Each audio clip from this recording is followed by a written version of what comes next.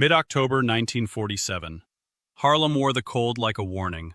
Rain had been falling since dusk, turning the sidewalks slick and black, turning streetlights into blurred halos that couldn't quite cut through the fog.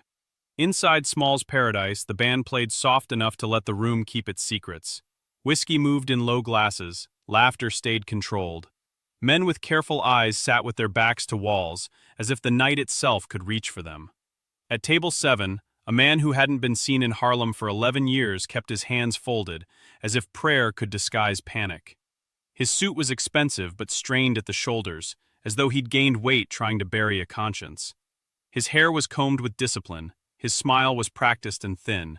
His name was Luther "Loot" Gaines, a betrayer, a runner turned thief, a man who had vanished when Harlem needed him to answer for what he'd done. For years his name was spoken only in private, and always with the same edge. Not rage, not hatred. Something colder. The kind of memory that doesn't rot. Bumpy Johnson sat across the room in shadow, not at table 7, not yet. He didn't look like he was hunting, he looked like he was listening. His coffee was untouched, his face was still. Only the small scar on his knuckle, white against dark skin, caught the lamplight when he moved his hand. A waitress passed table 7 and Loot flinched like the clink of glass was a gunshot. Then the chair across from him scraped the floor. Bumpy didn't ask permission, he didn't announce himself. He just sat down like the table had been reserved for him the whole time. The smell of rain came off his coat. The knot on his skull, old injury, old story, made the shadows around his head look uneven, as if the night had been dented. Loot's throat worked hard. He tried to speak first, because men like him believed the first words could shape the room. "Bumpy," he whispered, forcing the name out like it burned. "This ain't what—" Bumpy's gaze stayed on Loot's hands, calm, measuring, like he was studying the only part of the man that still told the truth. Loot's fingers trembled once, then stopped, as if he caught himself. Bumpy reached inside his coat. Loot's eyes widened, but he didn't move. He couldn't. Pride pinned him to the chair even as fear clawed his spine. Bumpy didn't pull a gun, he pulled a razor. Not a barber's tool, not a clean little straight edge meant for grooming. This was a thin, ugly piece of steel that looked like it had lived in pockets and alleyways. The kind of razor that didn't kill quick, the kind that didn't need to.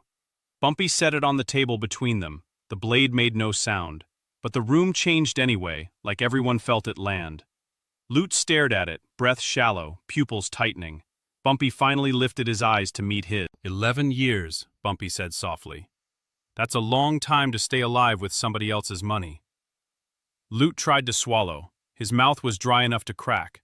I can explain. Bumpy's face didn't harden. It didn't soften either. It stayed fixed in that place between mercy and violence where only certain men could live. Explain, Bumpy said.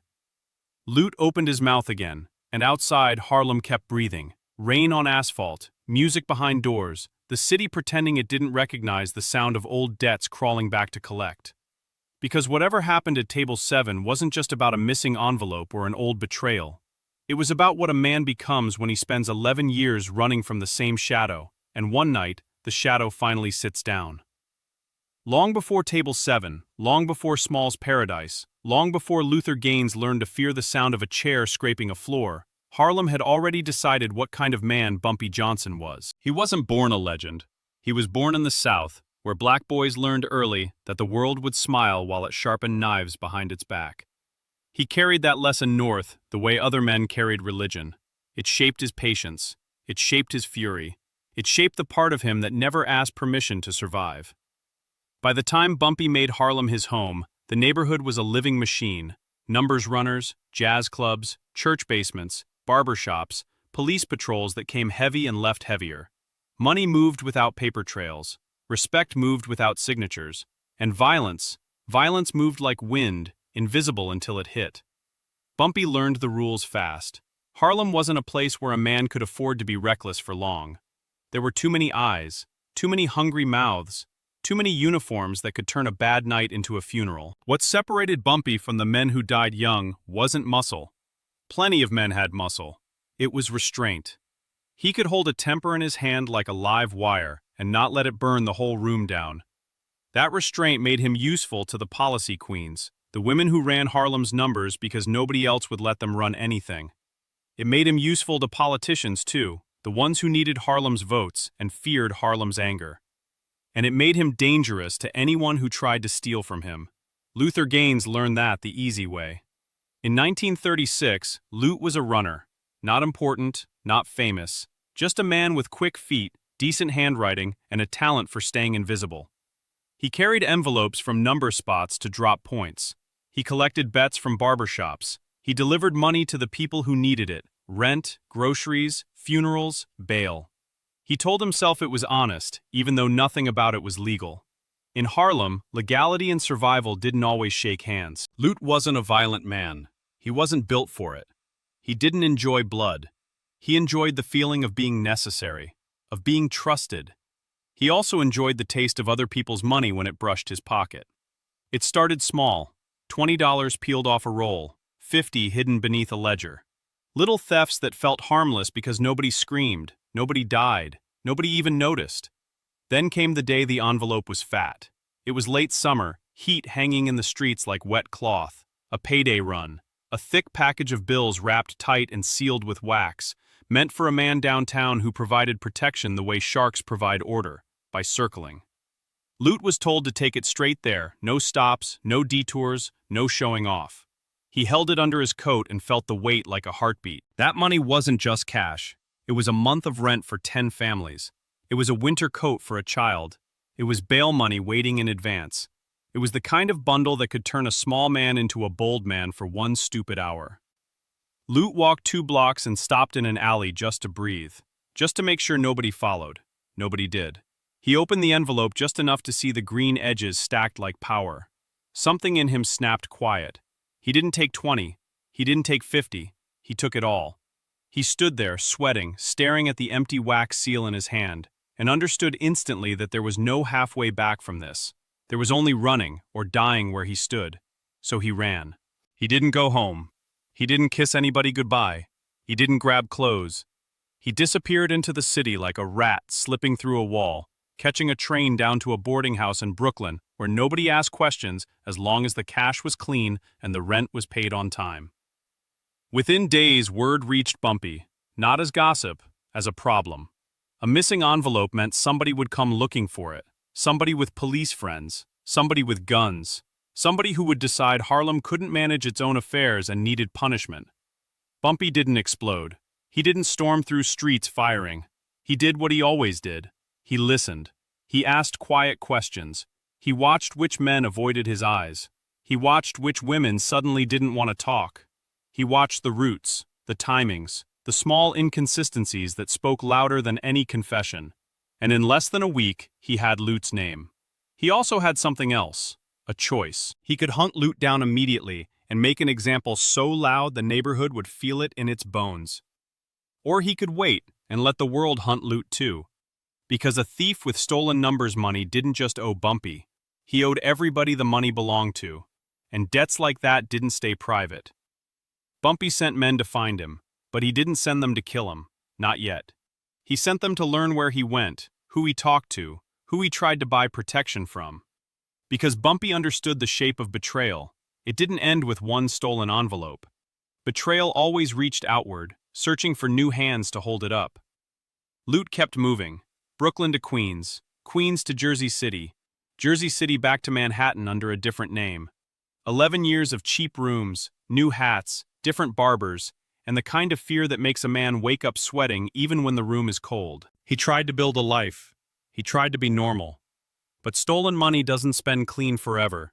It draws attention. It draws friends with sharp smiles. It draws men who offer help the way vultures offer company. Lute fell in with small-time rackets, bootleg whiskey, backroom card games, petty loans. Always careful, always avoiding anything that might put his name in a police file. Not because he feared jail most, because jail made men talk, and talking made names travel. Somewhere around 1943, Lute thought the danger had passed.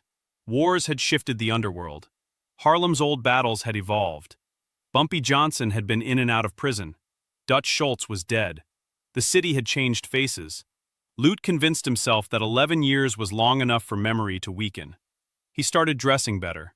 He started walking with less caution. He started visiting clubs again, the kind with music that reminded him of Harlem nights before he ruined his own. That's how he made the second mistake. Because Harlem didn't forget. And Bumpy didn't forget at all. The word reached Bumpy the way everything did in that world, through a chain of whispers and favors.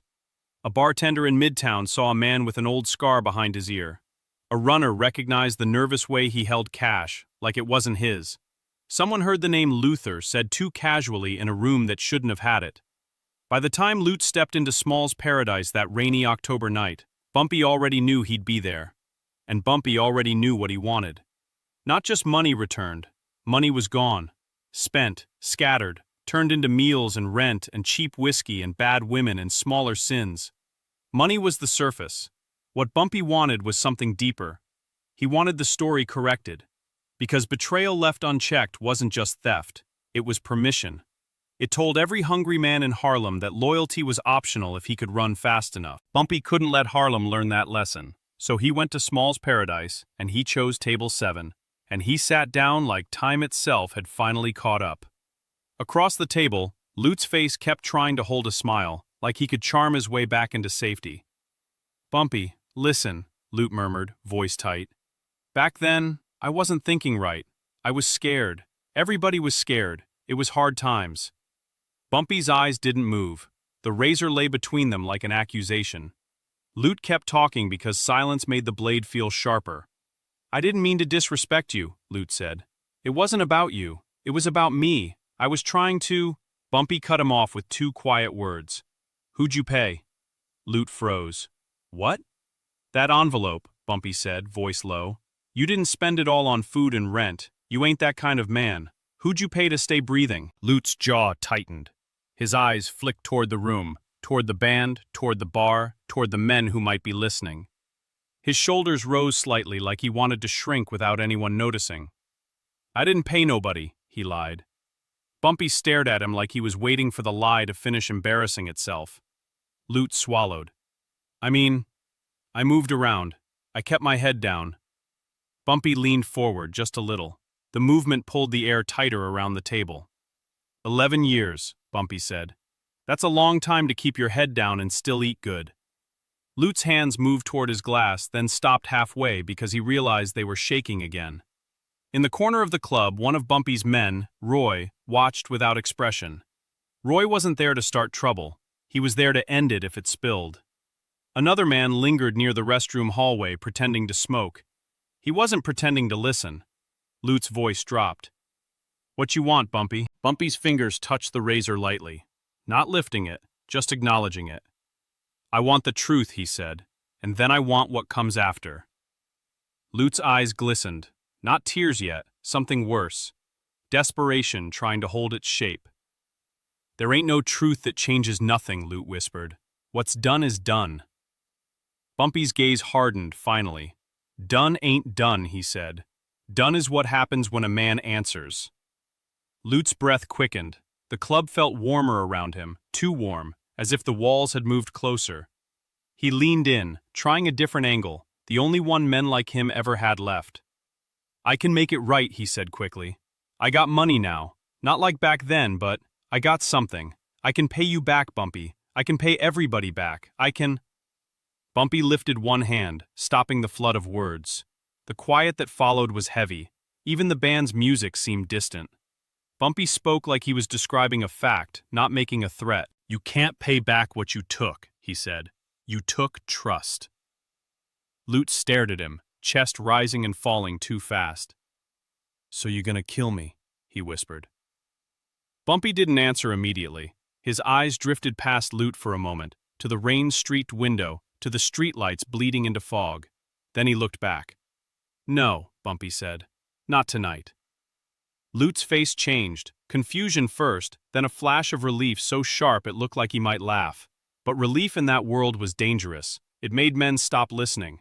Bumpy's hand slid the razor an inch closer to Lute. Lute's relief evaporated, his pupils tightened again. Bumpy's voice stayed calm, almost gentle, which made it worse. "You been hiding 11 years, he said. "You gonna do one thing for me now." Lute's lips parted. "What?" Bumpy leaned closer. "You gonna tell the name of the man who kept you safe, and then you gonna walk out that door, and you gonna go where I tell you, and you gonna sit down in front of the people you stole from, and you gonna let them see you." Loot's brow furrowed, not understanding. "See me? For what?" Bumpy's eyes didn't blink. "To remember," he said. Loot shook his head immediately, panic rising.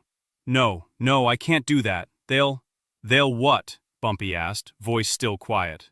Loot's throat tightened. He glanced around again.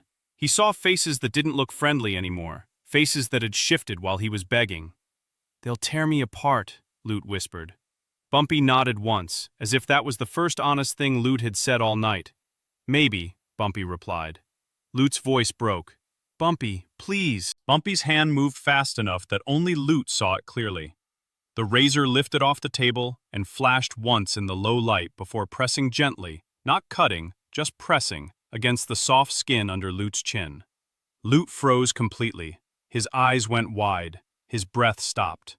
Bumpy didn't push. He didn't slice. He simply held it there, letting Loot feel how thin the line was between living and leaking. The words came out of Loot like surrender. His name was Captain Greeley," Loot whispered. Bumpy's eyes stayed fixed. "Which precinct?" 2-8, Loot said quickly. He had boys. He said, as long as I paid, nobody would ask questions. Nobody would." The razor withdrew and returned to the table, leaving Loot intact but ruined. Bumpy leaned back slightly, absorbing the name like a piece fitting into a long, unsolved puzzle. The calm never left his face, but something in his eyes shifted, recognition, and a quiet disgust. Captain Greeley. A man with a badge who sold safety to a thief and brutality to a neighborhood. Loot, sensing the shift, tried to scramble back into bargaining. "I didn't want to," he pleaded. "I didn't, I got scared. I thought you'd kill me. I thought—" Bumpy cut him off again. "You was right," he said. Loot's eyes widened. "What?" Bumpy stood slowly. The chair scraped the floor, and the sound traveled outward like a signal. "You was right to be scared," Bumpy said. "You just picked the wrong thing to steal." Loot's voice trembled. "Where you want me to go?" Bumpy looked down at him, expression unreadable. "Upstairs," he said. "There's a room." Loot swallowed. "What room?" Bumpy's voice dropped. "A room where the people you robbed been waiting to see your face." The words hit Loot like a punch. He started shaking his head. No, Bumpy, don't do this. Don't do this to me. I'll pay you. I'll pay."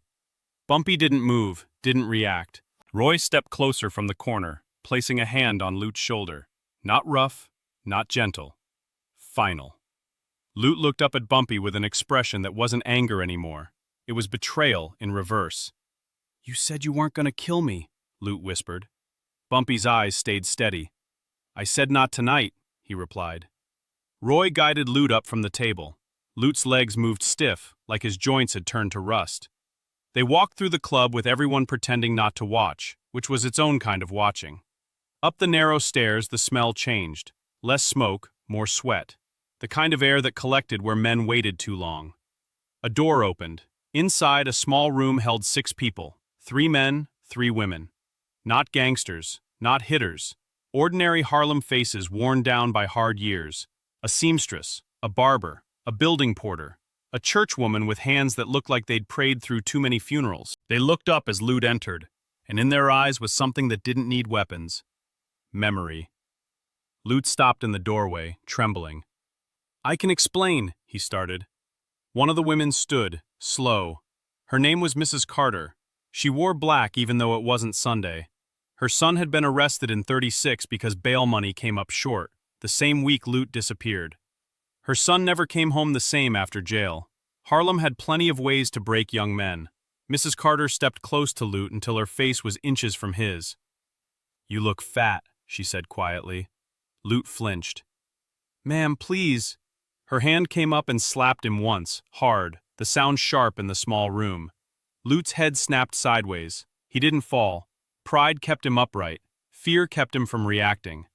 A man named Otis, porter, shoulders like a man who carried other people's burdens for a living, hit him next. A fist into Loot's ribs. Not to kill, to make the body remember. Loot folded slightly, gasping. Roy caught him and held him upright. "You gonna stand?" Roy murmured in his ear. You ran 11 years, you gonna stand now. The beating that followed wasn't a mob frenzy. It wasn't wild. It was controlled, paced, almost ritual. Each person took a turn. A punch, a slap, a knee, a heel to the shin. The violence wasn't glamorous. It was ugly, personal, quiet. Luke cried out once, then stopped, because he realized crying didn't soften anything. It only made him feel smaller. Bumpy remained at the doorway, watching without expression. He wasn't enjoying it. He wasn't disgusted by it. He was letting something complete itself. When the room finally grew tired, when Lute's face was swollen and his lips split and his suit ruined, Mrs. Carter stepped back and stared at him. "That's for the money," she said, "but that ain't for the years." Lute's eyes were glassy. "What years?" Bumpy spoke from the doorway. "The years you bought with that envelope," he said. Lute's head lifted weakly. "I told you who—" Bumpy nodded. "And that's why you still breathing." Lute exhaled a ragged breath, relief trying to return again, stupid and desperate. Bumpy continued, voice calm as winter. "Now you gonna do the last thing," he said. Lute's voice cracked. "What last thing?" Bumpy's eyes narrowed slightly. "You gonna wear your face," he said. "You gonna go downtown, and you gonna sit in Greeley's bar like you belong there. And when he asks why you look like that, you gonna tell him Harlem remembers." Lute's body shuddered. "He'll kill me." Bumpy held his gaze. "He might," Bumpy said, "but he'll hear you first." Lute stared at him, realizing in that moment what Bumpy was doing. Not revenge, not just punishment. Strategy. Bumpy wasn't only settling a debt with a thief, he was sending a living message to a man with a badge. And the message needed to arrive with bruises on it. Lute tried to back away, but Roy's grip tightened. "No," Lute whispered. "No, no, no." Bumpy stepped closer until he was within arm's reach. He picked up the razor again, holding it loosely now, almost casually, but nothing about it was casual. He angled the blade toward Lute's cheek, not touching yet. Lute froze, eyes wide. Bumpy's voice stayed low. "This razor been waiting on you a long time," he said. "It can wait a little longer, if you do what you told." Lute's breath shook. If I do it, you'll let me live?"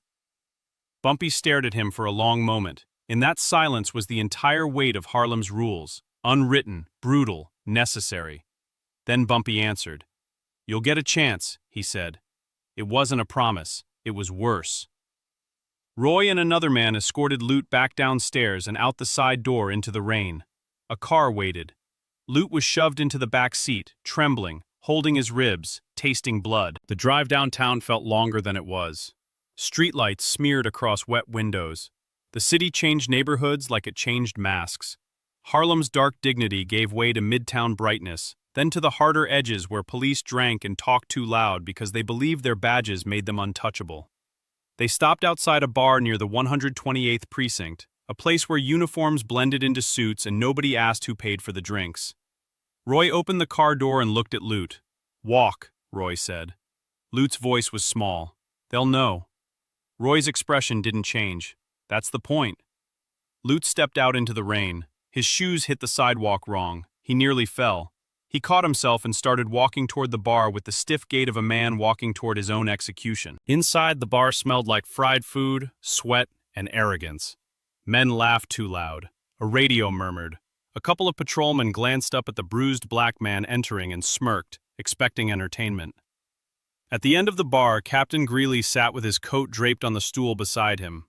Thick neck, clean hands, eyes that looked like they'd seen too much and cared about none of it. He was drinking slow, talking to another man about nothing important. Then he saw Lute. Greeley's face tightened slightly. Not fear, annoyance, like a stain had walked into his night. "Jesus Christ," Greeley muttered. "Gaines?" Lute approached, shaking. Every step felt like glass under his feet. Greeley leaned back, eyes narrowing. "Where the hell you been?" Lute swallowed, trying to speak, trying to obey, trying to survive. He forced the words out. "Harlem remembers," Lute said. The bar went quieter in small pockets. A few men turned their heads. A few men laughed under their breath, sensing drama. Greeley stared at him. "What'd you say?" he asked. Lute's voice cracked. "Harlem remembers," he repeated, louder now because he had to, because the razor waited. Greeley's eyes flicked over Loot's bruises, over the swelling, over the blood at his lip. "Who did that?" Greeley asked, voice turning colder. Loot's stomach twisted. He thought of Bumpy's calm face. He thought of Mrs. Carter's slap. He thought of the razor's edge under his chin. He answered. "Bumpy Johnson," Loot whispered. For the first time, something like unease touched Greeley's face. Not terror, not panic. Just the recognition that a ghost had walked into his bar and spoken a name that carried consequences. Greeley's jaw tightened. He stood slowly, towering over Loot. "You're in the wrong place," he said. Loot tried to step back.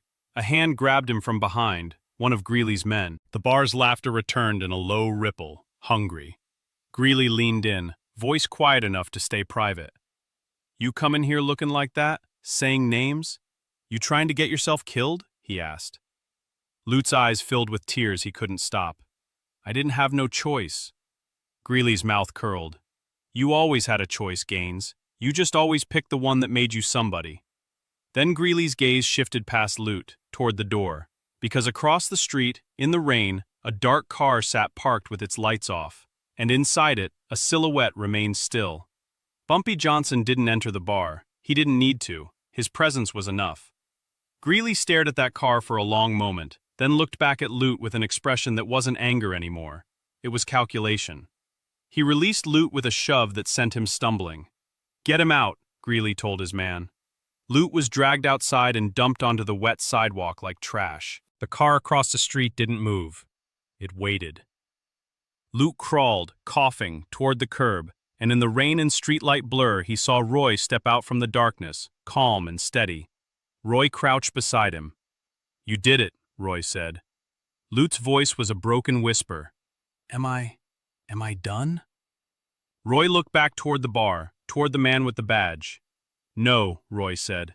"Now the real man hears it." Loot stared up, confused, fading. "What real man?" Roy's expression stayed flat. "The one who thinks he'd been untouchable," Roy replied. The next morning, Captain Greeley woke to a city that suddenly felt different. Not louder, not more violent, just different, like an old pressure had returned to the air. He went to his precinct and found two men waiting for him in his office. Not cops, suits, quiet faces, federal. They didn't smile. They laid papers on his desk. Numbers, names, payments. A ledger that had been building for years, collecting the evidence of a dirty captain who thought Harlem would stay too scared to speak. Greeley's mouth went dry. "Where'd you get this?" he demanded. One of the men glanced at him without warmth. "It found us," the man said. Greeley understood then that Luther Gaines was never the end of it. He was the opening, the crack in the wall, and behind that crack was Harlem's memory, sharpened into something that could cut. Loot Gaines disappeared again after that night. Some said he fled the state. Some said Greeley's men found him first. Some said Bumpy let him live with the bruises because living with the bruises was the real punishment.